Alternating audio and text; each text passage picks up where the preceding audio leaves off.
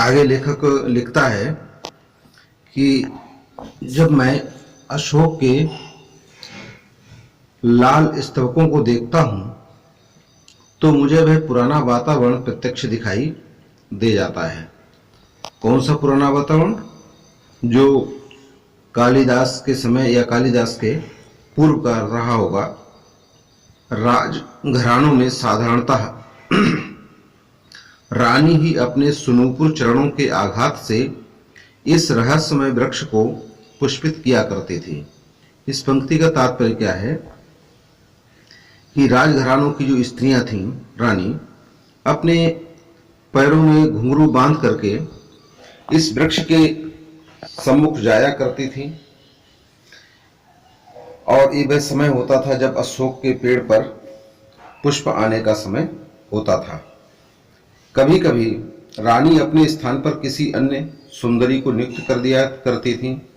कोई कारण विशेष रहता होगा कि रानी स्वयं न जाकर के अपने स्थान पर किसी दूसरे को भेज देती थी। कोमल हाथों में अशोक पल्लवों का कोमलतर गुच्छ आया, अलक्तक से रंजित नूपुरमय चरणों के मृदु आघात से अशोक का पाददेश आहत हुआ, नीचे हल्की रुंझुन और ऊपर लाल फूलों का उल्लास। मतलब यह है कि अशोक के पेड़ पर जब सुंदर लाल लाल फूलों के गुच्छे आया करते थे तो उसी समय इसके पेड़ के नीचे नृत्य का वातावरण भी हुआ करता था। अर्थात फूलों के आने की खुशी लोग मनाया करते थे, आनंद मनाते थे, उत्सव मनाते थे। किसलयों और कुसुम स्तबकों की मनोहर छाया के नीचे स्फटिक के आसन पर अपने प्रिय को बैठाकर सुंदरियां अबीर, कुमकुम, चंदन और पुष्प संभार से पहले कंदर्प देवता की पूजा करती थीं और बाद में सुकुमार भंगिमा से पति के चरणों पर बसंत पुष्पों की अंजलि बिखेर देती थीं। इसमें जैसा कि इस पंक्ति में लेखक ने लिखा है कि जब अशोक के पेड़ पर फूल आते थे तो मदनोत्सव मनाया जाता था। तो ये मदनोत्सव मनाया जाता था तो इसमें स्त्रियां स्फटिक के आसन पर अपने पति को बैठा करके पहले कंदर्प माने कामदेव की पूजा किया करती थी और उसके लिए वे अबीर, कुमकुम, चंदन और फूल लेकर के उसका पूजन करती। बाद में अपने पति का भी पूजन किया करती थी। मैं सचमुच इस उत्सव को अशोक के स्तवकों में वह मादकता आज भी है। पर पूछता कौन है? इन फूलों के साथ क्या मामूली स्मृति जुड़ी हुई है? भारतवर्ष का स्वर्ण युग इस पुष्प के प्रत्येक दल में लहरा रहा है। तो लेखक का कहना है कि अशोक के फूल जो है वो मादकता से भरपूर हैं। जो मादकता उनमें आज से 1000-2000 साल पहले थी वही मादकता आज भी है, लेकिन समय में परिवर्तन होने के कारण लोगों ने इसकी उपेक्षा कर दी है। इसके प्रत्येक फूल को देख करके हमें उस प्राचीन काल के स्वर्ण युग की याद आती है।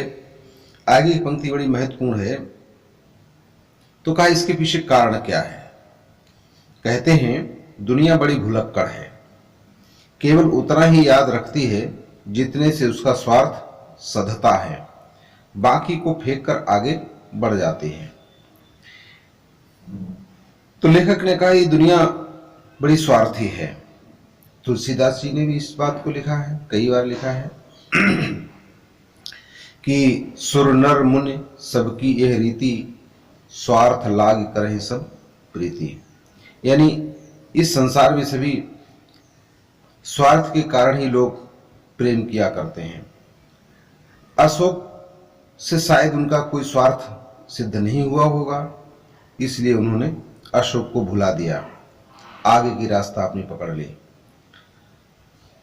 तो कहा कि शायद अशोक से उसका स्वार्थ नहीं सधा तो वह उसे क्यों याद रखती?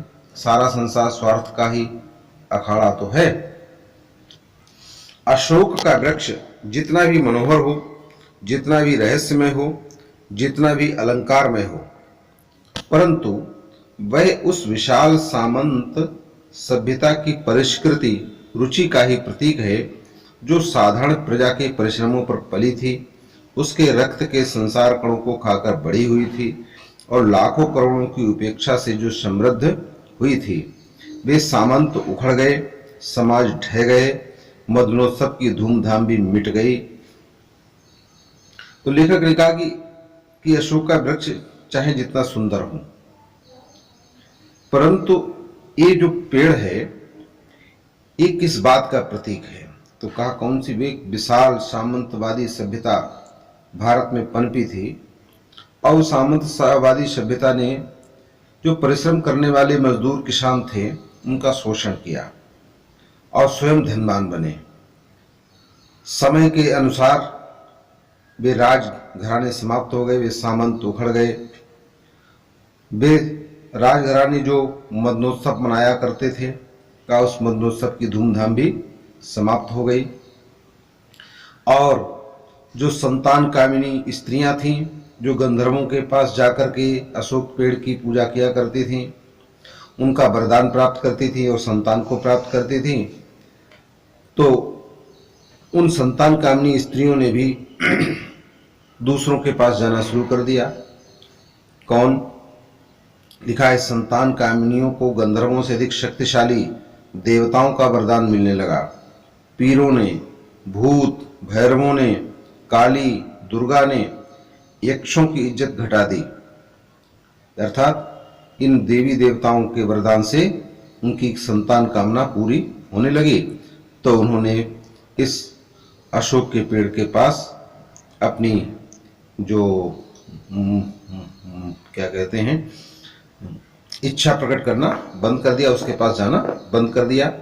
दुनिया अपने रास्ते चली गई, अशोक पीछे छूट गया। मुझे मानव जाति की दुर्दम निर्मम धारा के हजारों वर्षों का रूप दिखाई दे रहा है। इसमें लेखक ने मनुष्य की जीवन शक्ति पर प्रकाश डालते हुए कहा कि मनुष्य जाति की कठिनाई से दबाई जाने वाली क्रूर विचारधारा के हजारों वर्षों के इतिहास को मैं भली भांति देख पा रहा हूं। मनुष्य की जीवन शक्ति बड़ी निर्मम है।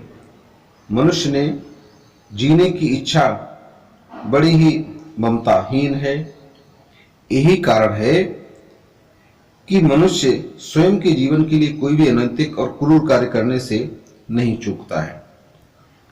वह सभ्यता और संस्कृति के वृथा मोहों को रौंदती चली आ रही है। न जाने कितने धर्माचारों, विश्वासों, उत्सवों और व्रतों को धोती बहाती जीवन धारा आगे बढ़ी है। अर्थात इसने जाने कितनी सभ्यताएं बनाई और उनको समाप्त कर दिया, कितनी संस्कृतियों का निर्माण किया, उनको समाप्त कर दिया, कितने धर्माचार, विश्वास, उत्सव, व्रत, पर्व, इन सबको नष्ट किया, समाप्त कर दिया। वह सदैव से अपनी सभ्यता और संस्कृति के आकर्षण में फंसकर अपने प्रति व्यर्थ मोह को कुचलती हुई तेजी से अपनी ओर अपने पथ पर अग्रसर बनी रही। हजारों वर्षों से जो हमारी रीति नीति नियम इत्यादि चलते आ रहे थे उन सबको इसने समाप्त कर दिया और अपने रास्ते पर आगे बढ़ गई। हमारे सामने आज का जो रूप, समाज का आज जो रूप है, वह न जाने कितने ग्रहण और त्याग का रूप है। देश और जाति को विशुद्ध, जाति की विशुद्ध संस्कृति केवल बाद की बात है। सब कुछ में मिलावट है, सब कुछ अविशुद्ध है। शुद्ध है केवल मनुष्य की दुर्दम जिजीविषा, अर्थात जीने की इच्छा। तो कहने का तात्पर्य है कि जो सभ्यता संस्कृति हजारों वर्षों से लेकर न जाने कितनी जातियों संस्कृतियों की धार्मिक परंपराओं, रीति नीतियों, विश्वासों, उत्सव, व्रतों आदि को समाप्त करते हुए आज इस स्थिति में पहुंची है, मनुष्य कभी भी अपने वर्तमान से संतुष्ट नहीं रहा। अतः वह एक स्थिति में नहीं रहा, उसमें परिवर्तन के लिए वह निरंतर संघर्षशील रहा। स्वयं को बदलते रहने के कारण इस संघर्ष से उसने नवीन शक्ति को प्राप्त किया। आज हमारे सामने जो समाज का रूप है वह नया रूप है और हम प्राचीन रूप पर देखते हैं। तो सीधी से स्पष्ट आप समझ लीजिए कि जैसे इतिहास में सम्राट अकबर का समय था, उस समय की संस्कृति किस प्रकार की थी और आज की संस्कृति किस प्रकार की है। उस समय के लोग कैसा पहनावा पहनते थे, आज हम कैसा पहनावा पहनते हैं। तो कहा कि आज जो समाज का जो हमको रूप दिखाई दे रहा है, ये प्राचीन रूप से बहुत कुछ बदला हुआ है और इस स्थिति को मनुष्य ने अनेक संघर्षों के उपरांत पाया है। अतः सामंजस्य स्थापित करने के लिए अनेक परंपराओं और मूल्यों को भी हमें त्याग करना पड़ा। आज हम जो सभ्यता और संस्कृति का स्वरूप देख रहे हैं, उसके विषय में हमें नहीं कह सकते कि वह सब प्रकार से हमारी शुद्ध भारतीय संस्कृति है। उसमें किसी भी सभ्यता और संस्कृति का घालमेल नहीं है, अर्थात उसमें कुछ भी मिलावट नहीं है। ये हम निश्चित रूप से नहीं कह सकते हैं, क्योंकि सब कुछ अविशुद्ध है तो शुद्ध है केवल मनुष्य की दुर्दम जिजीविषा। अगर शुद्ध है केवल तो क्या दुर्दम माने जिसको दबाया ना जा सके। ऐसी ना दबाई जाने वाली मनुष्य के जीवन जीने की एक शैली तरीका है, उसकी इच्छा है का वही केवल एक शुद्ध है। वे गंगा की अबाधित अनाहत धारा के समान सब कुछ को हजम करने के बाद भी पवित्र है। सभ्यता और संस्कृति का मोह क्षण भर बाधा उपस्थित करता है।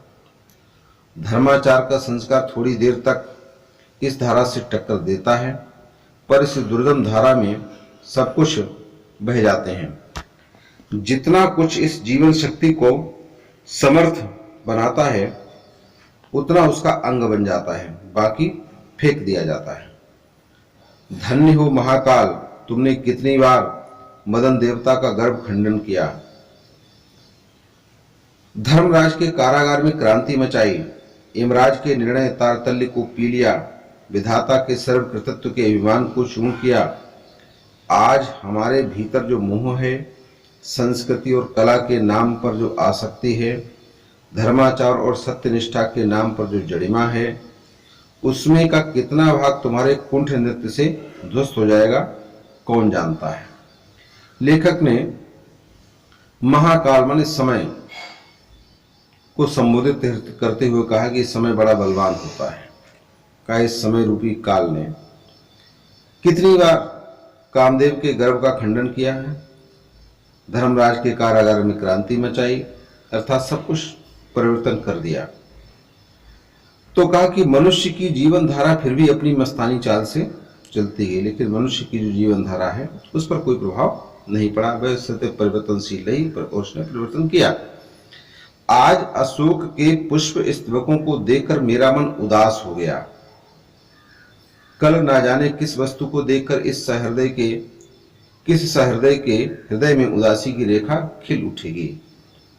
तो लेखक कहता है कि इन अशोक के फूलों को देखकर आज मेरा मन उदास है, कल पता नहीं किसी अन्य व्यक्ति का पता नहीं किस वस्तु को देखकर उसके हृदय में उदासी आ जाए। जिन बातों को मैं मूल्यवान समझ रहा हूं और जिनके प्रचार के लिए चिल्ला चिल्ला कर गला सुखा रहा हूं, उनमें कितनी बह जाएंगी कितनी रह जाएंगी, इसके कौन जानता है। मैं क्या शौक से उदास हुआ हूं? मुझे उदास होने की कोई शौक नहीं है। माया काटे नहीं कटती। उस युग के साहित्य और शिल्प मन को मसल दे रहे हैं, किसी के प्राचीन काल के। अशोक के फूल ही नहीं किसले भी हृदय को कुरेद रहे हैं। कालिदास जैसे कल्प कवि ने अशोक के पुष्प को ही नहीं, इसके आगे अगले उस वीडियो में पढ़ेंगे।